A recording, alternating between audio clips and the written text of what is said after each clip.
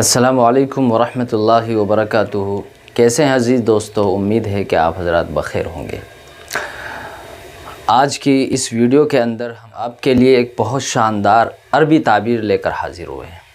ایک ایسی البیلی اور انوکھی اور خوبصورت تعبیر کہ جس کی پڑھ کر ہمارا دل بھی اشعش کر اٹھتا ہے اور ہم خود ان تعبیرات کی تلاش میں رہتے ہیں، اور ایسی تعبیرات ہیں کہ جن کو یاد کر کے آپ اپنے مضامین کو مزین کر سکتے ہیں، اپنے مقالات میں چار چاند لگا سکتے ہیں، اپنے نطق میں، گویائی میں اور اپنے بولنے میں ان کو استعمال کر سکتے ہیں۔ تکلم میں جب آپ تکلم کریں تو ان کو استعمال کریں۔ تو ایک ایسی تعبیر جس کو ہم اردو میں بہت زیادہ استعمال کرتے ہیں، اور اردو میں وہ تعبیرات فصیح تعبیر کہلاتی ہے اور خوبصورت تعبیر کہلاتی ہے، کہ جیسے کہتے ہیں کہ مارے خوشی کے میرا دل باغ باغ ہو گیا، یہ کہتے ہیں مارے خوشی کے پھولے نہیں سمایا، مارے غم کی نڈھال ہو گیا۔ تو یہ جو اردو تعبیر ہے، اگر مبتدئین یا متوسطین عربی زبان سے تعلق رکھنے والے طلبہ یا اساتذہ، تو اگر وہ اپنی بذات خود اپنے ذوق سے اس کی تعبیر عربی ترجمانی کریں تو یہ عربی صحیح ترجمانی ہونا بہت مشکل ہو جاتا ہے، جب تک کہ ہم زبان کے ماہرین سے، زبان کے ادبا سے ہم رجوع نہ کر لیں۔ اس لیے آپ حضرات کی خدمت میں ایسی اچھی اور بہترین خوبصورت تعبیرات ہم پیش کرتے ہیں، تاکہ آپ آسانی سے ان کو حاصل کر سکیں، آسانی سے ان کو یاد کر کے اپنے مقالات، مضامین اور اپنے خطبات کے اندر استعمال کر سکیں۔ تو آئیے دیکھیے، آج کی تعبیر ہے مارے خوشی کے مارے غم کے۔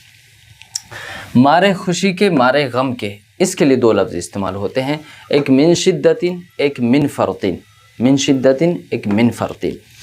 پہلی، اس کے لیے ہم تین مثالیں آپ حضرات کی خدمت میں پیش کر رہے ہیں۔ پہلی مثال ہے مارے خوشی کے پھولے نہیں سمایا، تو اس کی عربی تعبیر ہوگی کاد یطیر من شدت الفرح۔ طار یطیر کے معنی اڑنا ہے، اسی کو ہم اردو میں تعبیر کرتے ہیں پھولا نہیں سمایا۔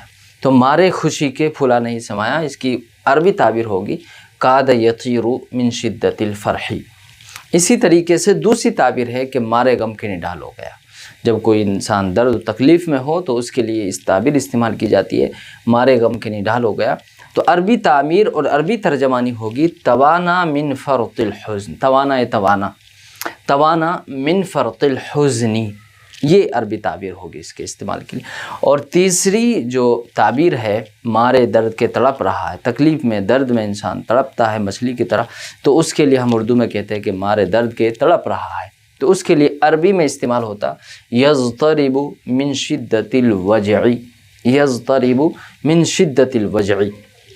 تو ناظرین دیکھا، یہ ہے وہ اردو کی خوبصورت اور البیلی تعبیر کہ جو عام طور سے ہم لوگ اگر تلاش کریں ڈکشنری میں یا کہیں بھی، تو ہماری یہاں تک رسائی نہیں ہو سکتی، چونکہ علماء، ادبا اور ماہرین زبان ہی ان تمام تعبیرات کی طرف رہنمائی کرتے ہیں۔